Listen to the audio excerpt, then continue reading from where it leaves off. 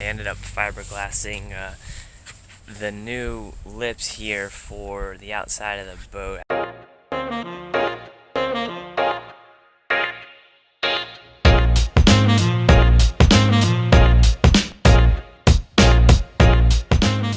Welcome back to another episode of Neon Swell. Thanks for tuning in and checking out this boat build. So in last episode, I added a bit of hardware, including the chain plates, pulpit, and stanchions to the top deck of the boat. I permanently sealed everything up with some 5200 and a little help from the old man. I then fabricated and inserted a few more shelves to various locations inside the boat to increase the storage area of this small 22-foot sailboat. And then to round everything up, I finished off the episode by using some leftover household plumbing PVC for an electrical conduit. I permanently attached this PVC conduit to the hull of the boat with thickened epoxy, in which it dried insanely strong. So if you're new here, this is my small, basically salvaged 22-foot sailboat I've dubbed the poor man's boat due to it being made from a lot of scraps and piecemeal parts. That being said, I've worked quite a bit to support this build, channel, and dream. However, if you feel obliged and would like to make a difference on the future of this channel, I've started a Patreon account for Neon Swell. If you have the means and would like to become a member of this team, you'll be more than appreciated. Or if receiving tangible products in return for donations is more your thing, then head over to neonswell.com/store and check out our various products, including the epically unique Neon Swell stickers. So thanks for watching, and I hope you enjoy this episode.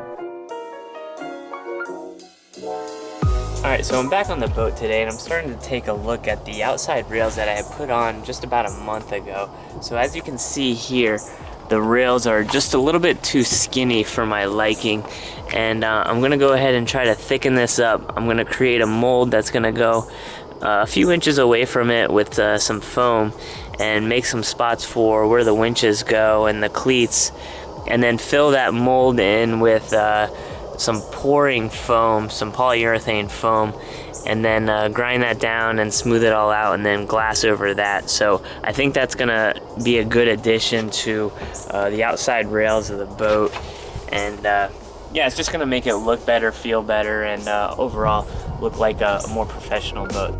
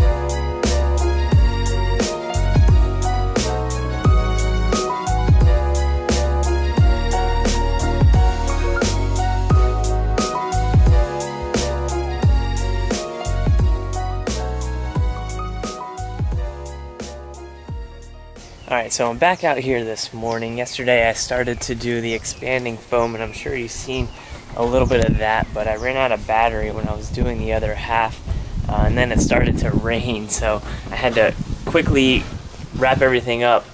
As you can see here, the foam expanded quite significantly, but I'm more than impressed with the quality of this foam that I got from the fiberglass store. I mean, this stuff is rock hard, almost as good as the Divinicell right here, which I'm using for my winches.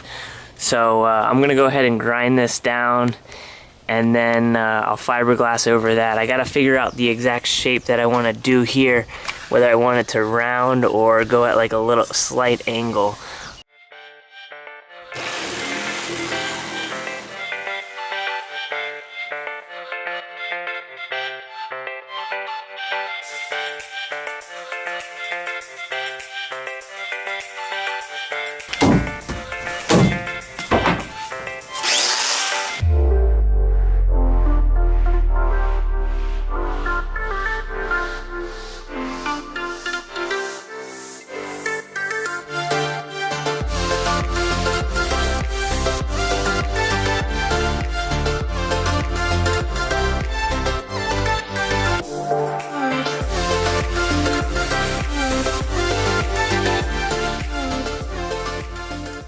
So I finished grinding the lip there, then moved on to the palm sander to round off the edges and clean it up a little bit. I then moved to the starboard side to epoxy in the Divinicell winch mounts, then create the foam mold around these.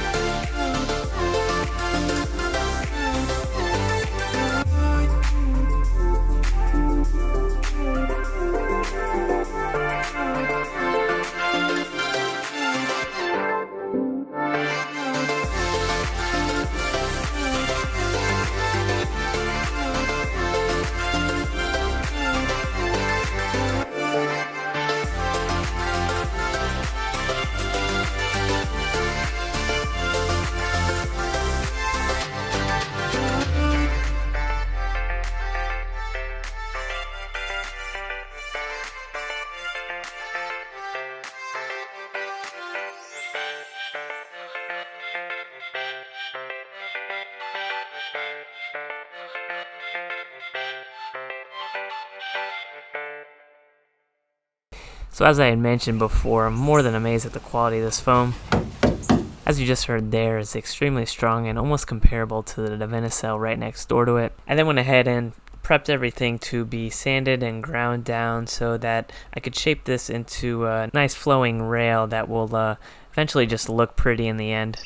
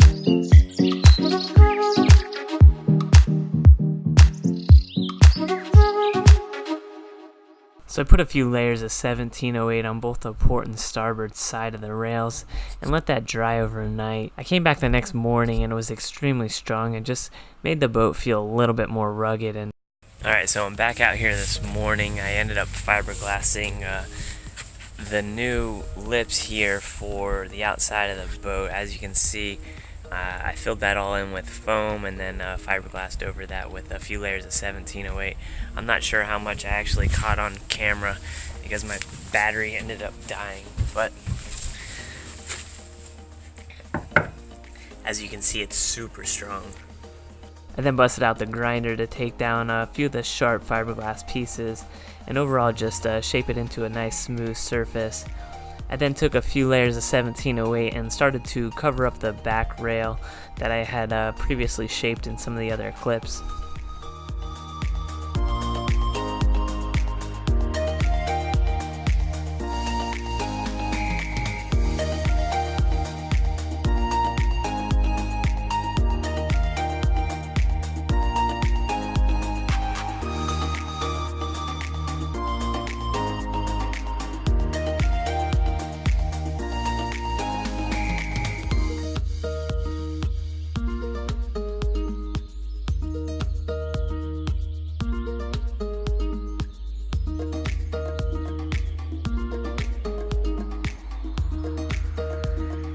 Alright, so I just finished up fiberglassing and doing a little bit of grinding today.